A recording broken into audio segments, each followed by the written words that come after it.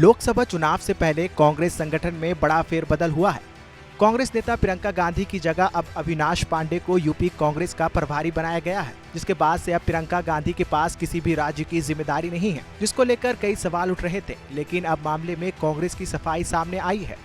बताया जा रहा है कि इस बार कांग्रेस जमीनी स्तर पर कदम उठाने की योजना बना रही है, जिसको लेकर चुनाव से पहले ये बड़ा फेरबदल किया गया है। प्रियंका को हटाने पर पार्टी के वरिष्ठ नेता और राज्यसभा सांसद प्रमोद तिवारी का बयान सामने आया है, जिसमें उन्होंने कहा कि प्रियंका गांधी खुद यूपी के बजाय पूरे देश में काम करने की इच्छा जताई थी। उनका ये प्रमोशन हुआ है। हटाई नहीं गई है प्रियंका जी। उन्होंने स्वेच्छा से 1 साल पहले चुनाव के बाद कहा था, पार्टी के कार्यकर्ताओं का कश्मीर से लेकर कन्याकुमारी तक उन पर बड़ा दबाव था कि वो अब राष्ट्रीय स्तर पर काम करें। उनकी प्रतिभा से ही, उनके सराहनीय संचालन में हमने हिमाचल जीता, कर्नाटक जीता, तेलंगाना जीता।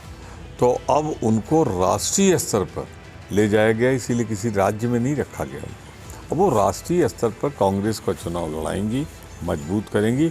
तो मैं इसे कहूँगा कि उनका एक तरह से प्रमोशन हुआ है राष्ट्रव्यापी कश्मीर से कन्याकुमारी तक। वहीं इन दिनों कांग्रेस और समाजवादी पार्टी के बीच बढ़ रही दूरी पर भी उन्होंने जवाब दिया। कहा, ऐसा कुछ नहीं है, दूरियां की बजाय कुछ दिनों से सपा और कांग्रेस के बीच नजदीकियां बढ़ी हैं। तभी तो अखिलेश कह रहे हैं कि साथ मिलकर बीजेपी को हराएंगे। दूर दराज तक मैं तो बहुत करीब से देख रहा हूँ, दूर दराज तक दूरियों की जगह नज़दीकियाँ बढ़ रही। जो अखिलेश यादव जी के बयान आए हैं वो ये जाहिर करते हैं कि उन्होंने बार बार कहा है इंडिया मिलकर चुनाव लड़ेगा और भारतीय जनता पार्टी को परास्त करेगा और सीटों को बंटवारा जल्दी होगा। राम गोपाल यादव जी के बहुत से बयान आए हैं। तो अब मैं नहीं जानता किस बयान का जिक्र कर रहे हैं। तलखियाँ कहीं थी नहीं, ना हैं, नज़दीकियाँ बढ़ रही।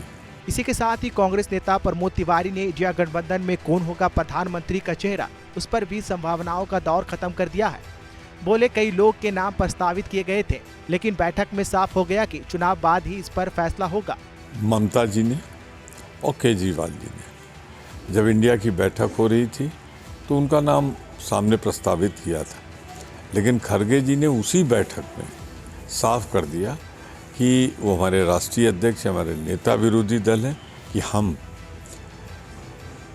मैं इसमें उम्मीदवार नहीं हूँ, न कोई उम्मीदवार होगा चुनाव के पहले, बल्कि जब चुनाव समाप्त हो जाएगा, हमको सरकार बनाने के लिए आमंत्रित किया जाएगा, तब हम अपने नेता को भेजेंगे राष्ट्रपति के पास। कुल मिलाकर कांग्रेस ने ये बड़ा फेरबदल अपने आधार को मजबूत करने के लिए किया है, क्योंकि हाल ही में हुए विधानसभा चुनाव में कांग्रेस को करारी शिकस्त देखने को मिली थी।